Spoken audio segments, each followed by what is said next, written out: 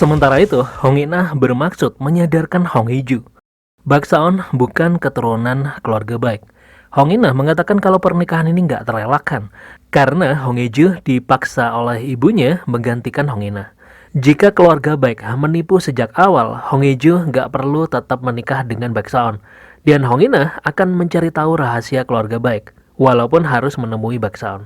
Tapi Hong Hee-ju mengatakan kalau itu sudah pilihannya. Hong Ina terkejut mendengar suara Hong Hee-ju. Hong Hee-ju mengatakan kalau bukan hanya Bak Saon yang menyimpan rahasia, tapi Hong Hee-ju juga merahasiakan kalau dirinya bisa berbicara. Saat itu, Hong Ina senang mendengar suara Hong Hee-ju lagi, dan mengakui kalau Hong Ina juga senang menjadi kakak perempuannya Hong Hee-ju, meskipun Hong Ina membenci ibunya Hong Hee-ju. Dan sepertinya Hong Ina cukup mengerti kalau semua ini sudah keputusan Hong Hee-ju. Lalu Hong Hee-ju menanyakan siapa pengirim dokumen tentang rahasia Bak Saon ini. Hong Ina mengatakan kalau pengirimnya bukan ayahnya ataupun ibunya Hong Hee-ju. Pengirimnya tidak diketahui. Tapi satu hal yang diyakini oleh Hong Ina kalau pengirimnya tahu kalau Hong Ina gak akan menikahi Bak Saon jika menerima dokumen itu. Ada orang lain yang ingin pernikahan gak terlaksana. Sementara itu, Bak Saon terbangun dan kembali memapah lelaki tua itu. Lelaki tua itu terkejut karena Bak Saon menyelamatkannya. Lelaki tua itu mengatakan kalau dia mengincar Bak Saon, tapi atap bangunan rumah itu roboh menimpa mereka. Di rumah, Hong Hee-ju terus menelpon Bak Saon dan bahkan sampai menghubungi polisi mengatakan kalau suaminya hilang. Dan hampir menjelaskan semuanya kalau suaminya sebelumnya menerima ancaman. Tapi Hong Hee-ju menutup teleponnya karena menyadari mengungkapkan rinciannya hanya akan menimbulkan lebih banyak masalah dengan media dan polisi. Hong Hee-ju teringat pembicaraannya dengan Hong Ina. Hong Hee-ju penasaran siapa nama asli Bak Saon. Kenapa dia menjadi Bak Saon? Hong Ina mengatakan kalau pernah bertemu Bak Saon ketika masih kecil. Tapi ada kejanggalan, Bak Euyang punya putra 2 tahun lebih tua dari Hong Ina. Tapi Hong Ina gak pernah bertemu dengan putra Bak Euyang itu. Saat itu, Hong Ina mulai memahami kalau kemungkinan Bak Saon telah berganti sejak berusia 15 tahun. Siapa Bak Saon sebenarnya dan kenapa ditutupi? Saat itu Hong Hee-ju menjadi paham kenapa orang tua Bak Saon memperlakukan Bak Saon seperti orang asing. Lalu Hong Hee-ju meminta bantuan orang tua Bak Saon dan mengetik 112. Meminta orang tua Bak Saon menghubungi polisi. Bak Euyang dan Sim Kyu-jin terkejut karena Hong Hee-ju berbicara. Hong Hee-ju mengatakan kalau Bak Saon gak pulang dan ponsel Bak Saon gak bisa dihubungi. Lalu Sim Kyu-jin memerintahkan Min Do-ki. Saat itu Hong Hee-ju membicarakan tentang ketua Bak Jang-ho yang terkenal menyayangi cucunya. Tapi kenapa cucu kesayangannya ditutupi sampai berusia 15 tahun? Hong Hee-ju mengatakan karena cucunya itu palsu. Bak Euyang marah mendengar itu. Hong Hee-ju mengatakan kalau sudah 3 tahun menjadi istri Bak Saon dan baru tahu sekarang kalau Bak Saon bukan putra kandung Bak Euyang.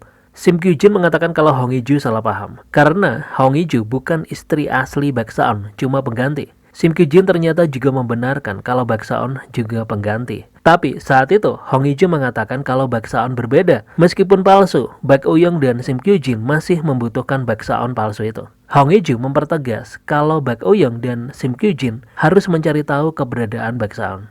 Lalu Min Do-ki saat itu mengatakan kalau tidak ada laporan kasus atas nama juru bicara Bak Saon. Mendengar itu, Sim Kyu-jin meminta Hong Hee-ju untuk pulang.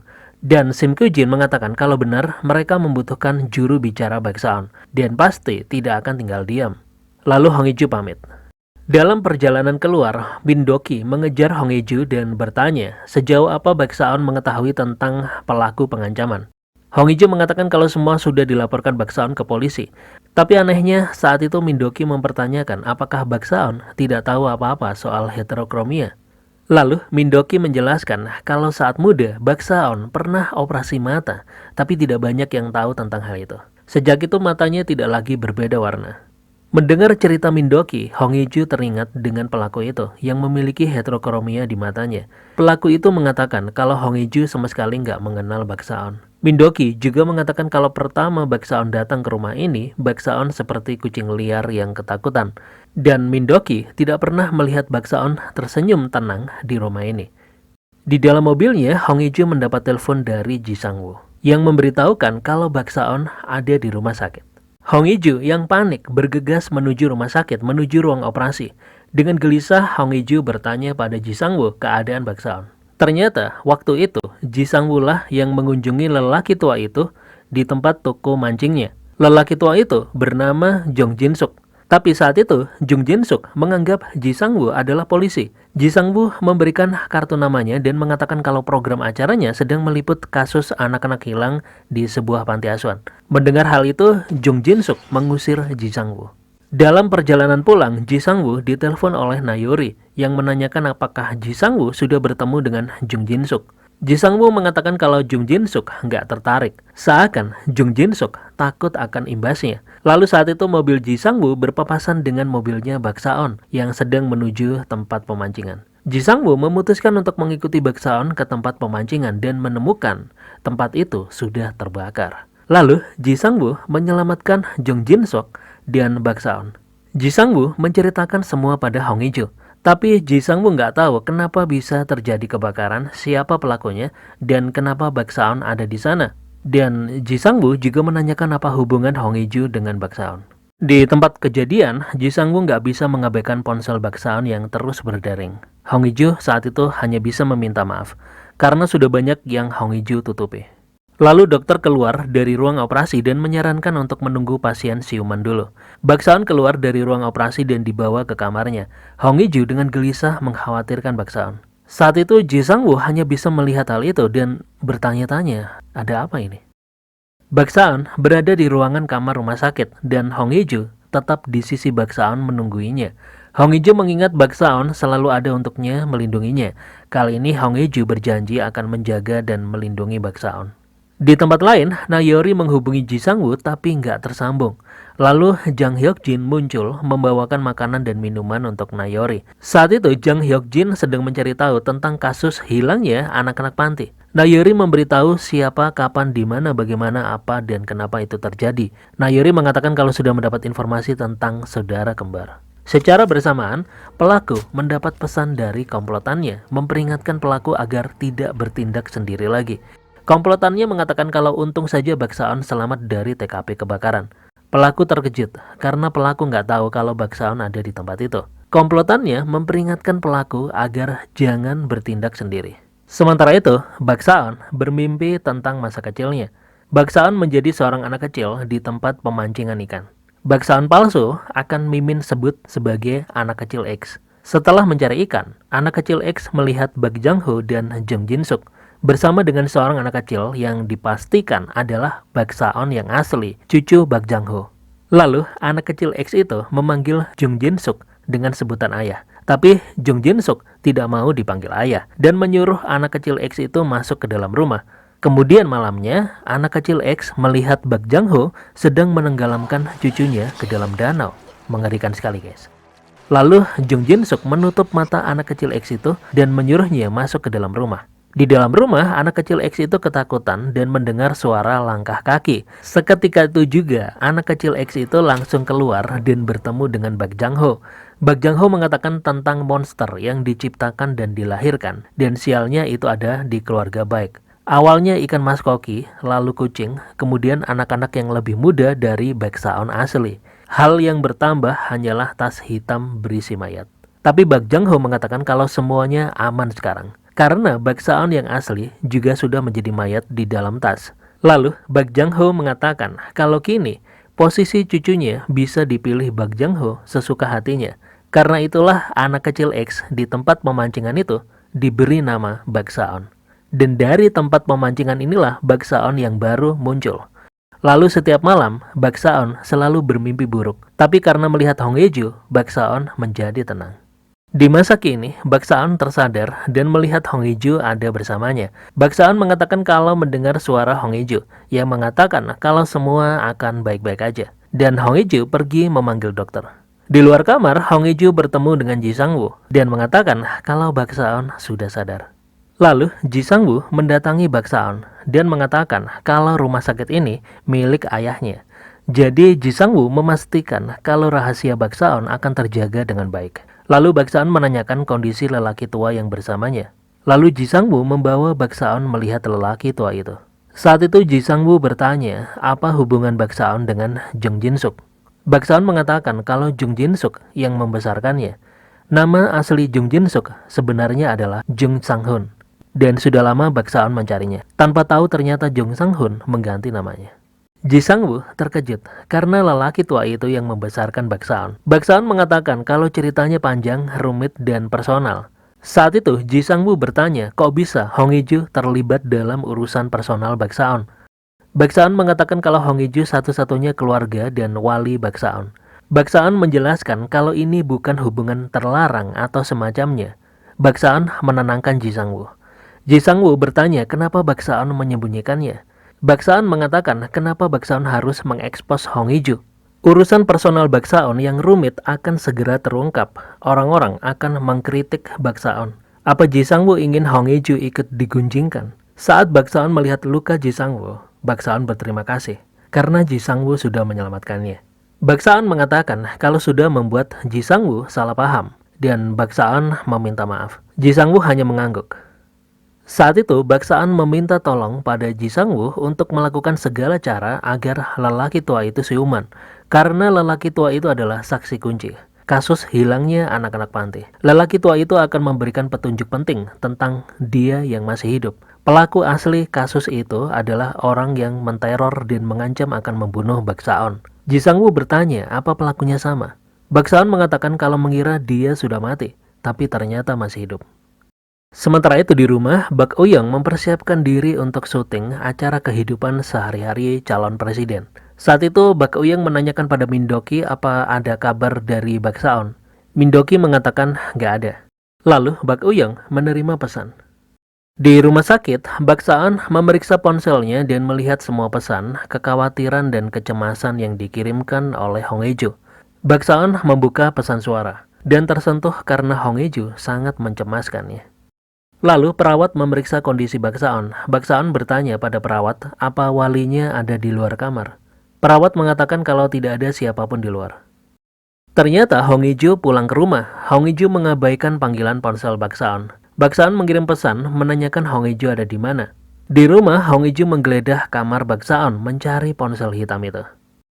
Sementara itu, di rumah lain, Bak Eun syuting membuat masakan, berusaha menampilkan wajah keluarga yang penuh kasih. Bak Eun mengatakan sering memasak untuk istrinya, dan saat itu ada kejadian yang membuat para jurnalis tertawa. Lalu ada seorang jurnalis yang menanyakan biasanya apa yang dimasak Bak Eun untuk putranya. Bak Eun mengatakan kalau makanan kesukaan putranya sama dengannya, yaitu suka makan sushi. Bak Eun mengatakan kalau hari ini putranya nggak bisa datang. Lalu hal yang mengejutkan, ternyata Bak Eun mengundang Hong In-nah tanpa sepengetahuan Sim Kyu-jin. Dan saat itu Bak Eun memanggil Hong In-nah dengan sebutan menantuku. Melihat ekspresi Hong In-nah, sepertinya Hong In-nah nggak tahu skenario ini. Sementara itu, Hong Hee-ju membawa ponsel hitam itu menuju kantor polisi. Hong Hee-ju berasumsi kalau ini adalah satu-satunya cara Hong Hee-ju bisa melindungi suaminya. Untungnya Bak Saon menemukan Hong Hee-ju sebelum Hong Hee-ju melakukan kesalahan dan menghentikannya. Bak Saon menggandeng tangan Hong Hee-ju tapi Hong Hee-ju mengempaskannya. Hong Hee-ju mengatakan kalau sudah tahu suaminya bukan Bak Saon yang asli. Kenapa Bak Saon membohonginya? Kebohongan Bak Saon lebih kejam daripada Hong Hee-ju dan lebih lama. Hong Hee-ju mengatakan kalau nggak tahu apa-apa dan malah bersekongkol dengan pelaku yang ingin menghancurkan suaminya. Hong Hee-ju mengancam dan menteror suaminya.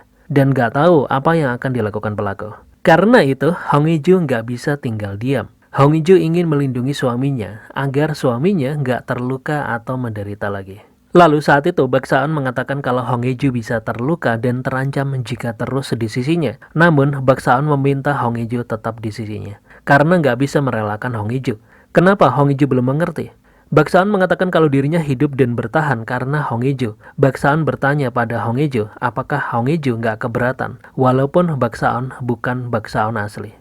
Lalu Hong Hee-ju mengatakan, Hong Hee-ju yang tidak bisa berbicara, Hong Hee-ju yang bisa bicara, ataupun 406, suaminya sudah tahu semuanya. Hong Hee-ju mengatakan kalau senang bisa mengenal suaminya yang sebenarnya. Hong Hee-ju meminta maaf karena terlambat mengetahuinya. Lalu mereka berpelukan.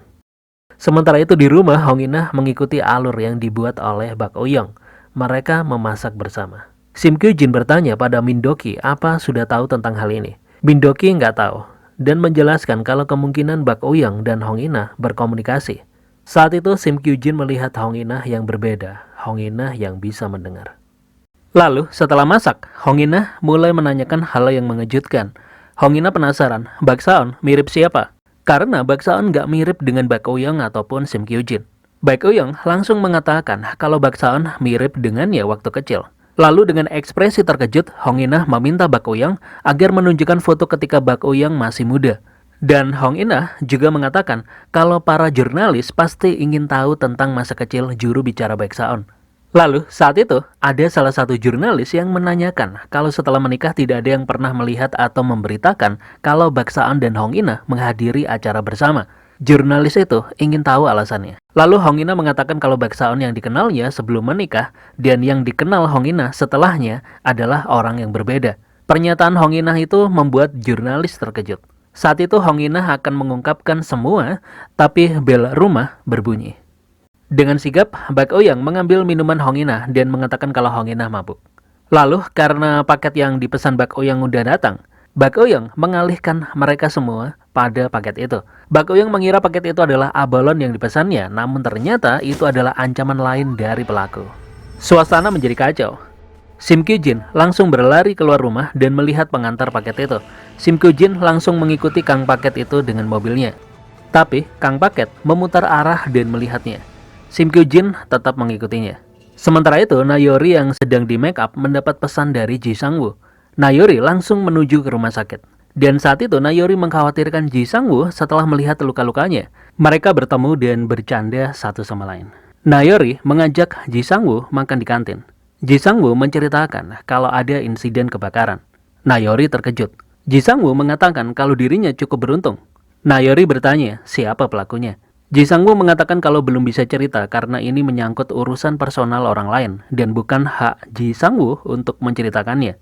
Tapi saat itu Nayori tiba-tiba menaruh sendoknya dan meminta Ji Sang-woo mempertimbangkan untuk membatalkan penyelidikan kasus hilangnya anak-anak panti.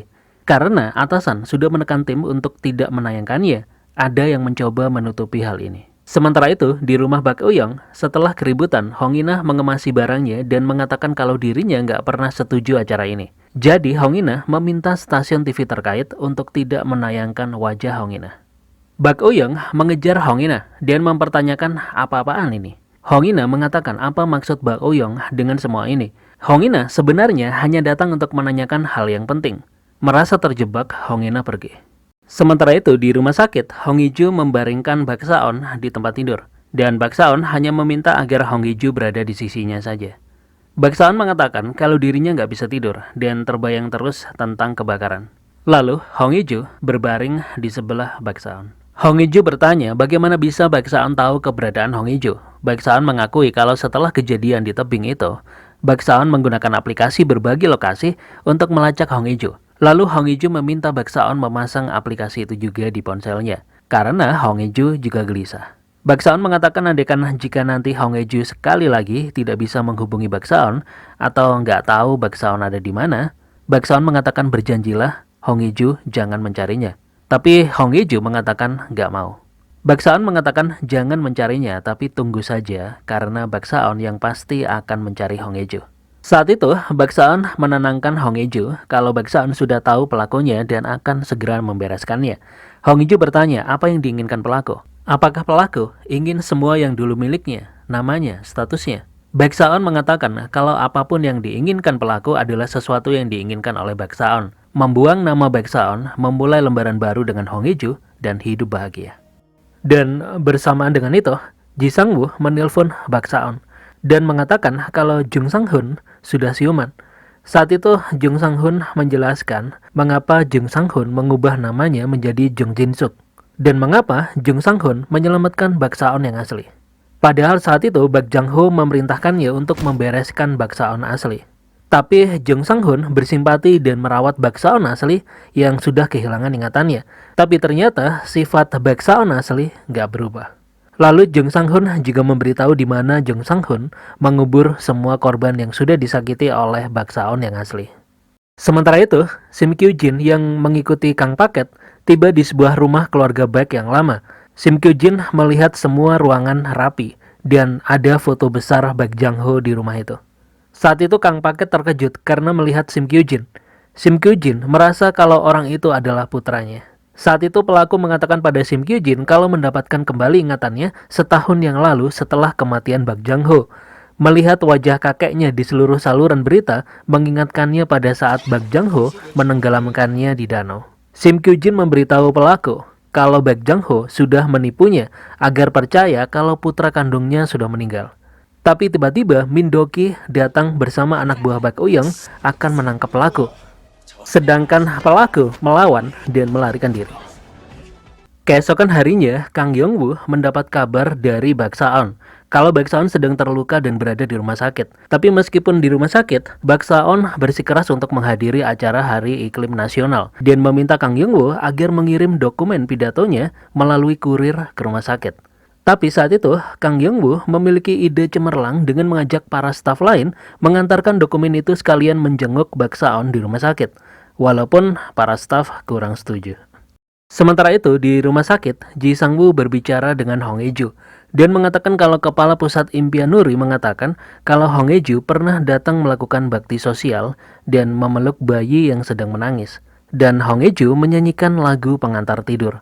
Karena itulah Ji Sang-woo tahu kalau Hong Hye-ju bisa bicara. Dan saat itu Hong Hye-ju mencoba menjelaskan dirinya dan Bak Saon. Tapi Ji Sang-woo nggak ingin Hong Hye-ju menjelaskan apapun. Ji Sang-woo mengatakan kalau benar awalnya Ji Sang-woo terkejut dan khawatir, tapi Ji Sang-woo yakin kalau Bak Saon bukan menyembunyikan Hong Hye-ju, melainkan melindungi Hong Hye-ju. Lalu Hong Hye-ju teringat kalau Bak Saon pernah mengatakan kalau Bak Saon menerima serangan dari segala arah dan mengatakan kalau dirinya adalah kambing hitam resmi pemerintah. Bak Saon juga mengatakan kalau nggak ingin istrinya mendapatkan serangan yang sama sepertinya. Akhirnya, Hong Hye-ju memahami maksud Bak Saon yang mengatakan kalau Hong Hye-ju adalah kelemahannya. Lalu, Hong Hye-ju kembali ke kamar Bak Saon yang sudah bersiap-siap dan membantu Bak Saon memakai dasi. Bak Saon mengatakan kalau dirinya sudah baik-baik aja dan meminta agar Hong Hye-ju berangkat bersama para staf yang lain dan jaga diri. Hong Hye-ju mengatakan jangan cemas dan meminta Bak Saon agar juga menjaga diri. Lalu Kang Yong-woo menelpon dan mengatakan kalau dirinya sudah berada di rumah sakit bersama para staf. Bak Saon terkejut, ini benar-benar kejutan. Saat Kang Yong-woo akan membuka pintu kamar, Bak Saon mencegahnya dan keluar berusaha menjaga mereka tetap di luar kamarnya agar mereka tidak melihat Hong Hye-ju.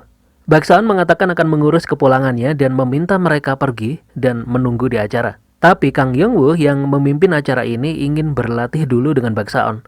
Bak Saon mengatakan apakah mereka masih perlu berlatih bersama setelah semua yang dilalui bersama.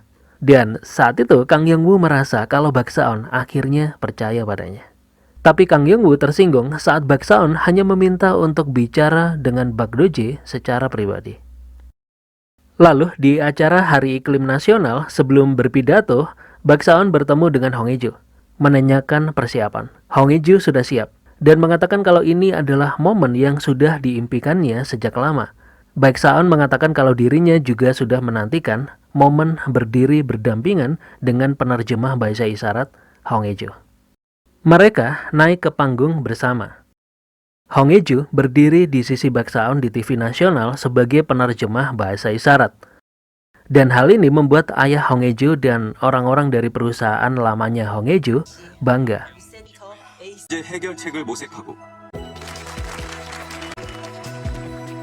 Lalu setelah acara, Jang Hyuk-jin menghubungi Bak Saon dan membicarakan tentang kasus anak-anak yang hilang di panti itu. Jang Hyuk-jin sudah menyelidiki tapi sia-sia. Jang Hyuk-jin menanyakan apa Bak Saon tahu ada anak kembar di antara anak yang hilang. Ternyata Bak Saon baru tahu. Jang Hyuk-jin mengatakan kalau kemungkinan ada keluarga dari anak yang hilang, salah satu dari si kembar. Kasus ini pelik karena anak-anak yang hilang itu yatim piatu dan nggak memiliki keluarga. Jika saudara kembarnya ditemukan, mungkin ada kesaksian atau pengakuan. Jang Hyuk-jin mengatakan kalau menemukan sesuatu, Jang Hyuk-jin meminta wawancara eksklusif pada Bak Saon. Saat itu, Bak Saon pergi ke lokasi yang diberitahukan oleh Jung Sang-hun. Lokasi di mana Jung Sang-hun mengubur anak-anak itu. Sementara itu, Bak Do-jae mendapat permintaan dari Bak Saon agar mengantar Hong Hye-ju kembali ke kantor. Lalu, Bak Saon sudah tiba di lokasi tempat dikuburkannya anak-anak itu dan mengingat kalau Jung Sang-hun membawa tas hitam besar di masa lalu. Bersamaan dengan itu, Jang Hyuk-jin menelpon dari Pusat Anak Hilang Nasional. Jang Hyuk-jin mengatakan kalau mendapat akses dari kepolisian dan menelusuri data DNA keluarga orang hilang, mencari tahu tentang si kembar dari Pusat Sindil di Hajong, Gyeonggi-do tahun 2000 dan mendapat informasi mengenai sang adik. Lalu, Jang Hyuk-jin mengirim foto berkas biodata nama adik saudara kembar itu. Bak Saon terkejut memeriksanya. Ternyata Bak Doje adalah saudara kembar itu. Dan nama asli Bak Doje adalah Yun Min Song. Bak Saon segera menelpon Bak Doje, tapi Bak Doje nggak mengangkatnya. Sementara itu, di kursi belakang mobil Bak Doje, terlihat Hong Hye-ju pingsan setelah meminum air yang sebelumnya diberikan oleh Bak Doje. Sementara Bak Saon mencoba terus menelpon Hong Hye-ju, tapi ponselnya nggak aktif. Bak Saon mulai merasa seluruh dunianya lepas kendali.